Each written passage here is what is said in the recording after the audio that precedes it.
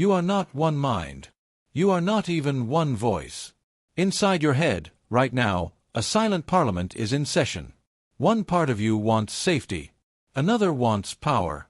Another wants love. Another wants destruction. Another wants to disappear. And none of them are imaginary. Psychology, neuroscience, and psychoanalysis all agree on one unsettling truth. The single self is a myth. What you call me is actually a coalition of inner personalities, constantly negotiating, fighting, sabotaging, and saving each other. Tonight, you will meet them. Not as metaphors. Not as self-help fantasies.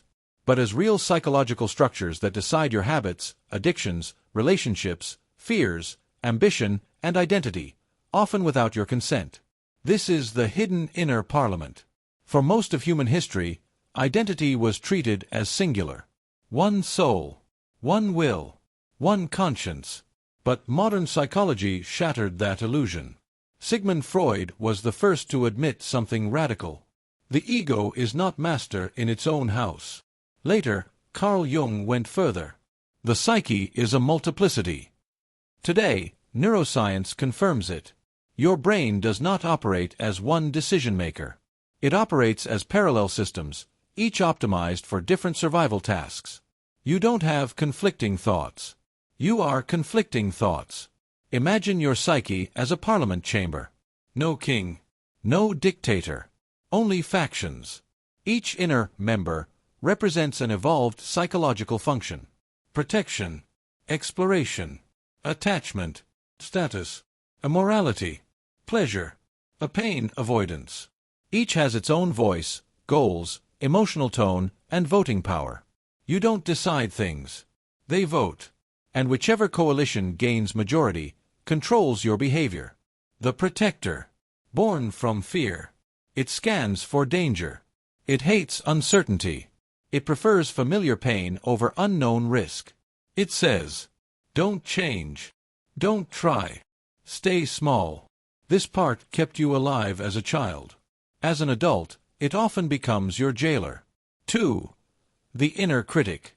Not your enemy, but not your friend. Its function is social survival. It predicts rejection before it happens. It uses shame as armor. It says, be better or be abandoned. You're not enough. Fix yourself. Too strong, it destroys confidence. Too weak, it invites social exile.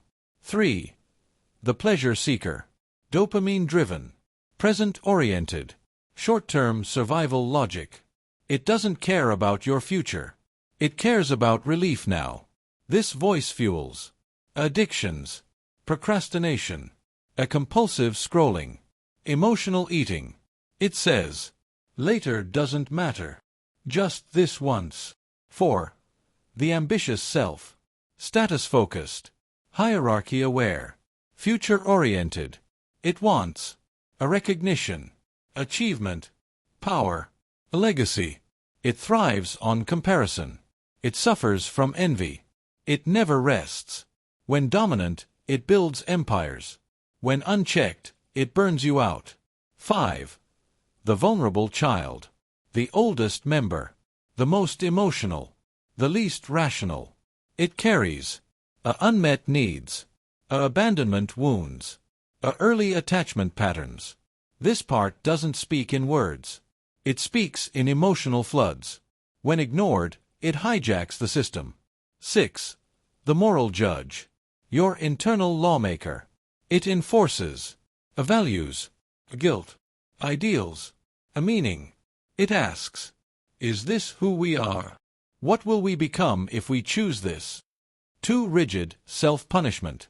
Too weak, emptiness. Mental suffering is not weakness.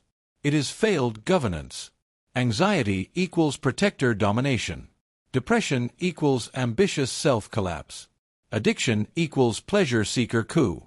Self-sabotage equals internal deadlock. Most people don't suffer because they're broken. They suffer because no one is chairing the meeting. Here's the paradox. There is no true self behind the voices. But there is a meta-self. Psychology calls it the observer, the executive function, the witness consciousness. This part does not argue. It listens. Its power is not force. It is coordination. When activated, the Parliament stabilizes. Not by suppression. Not by positivity.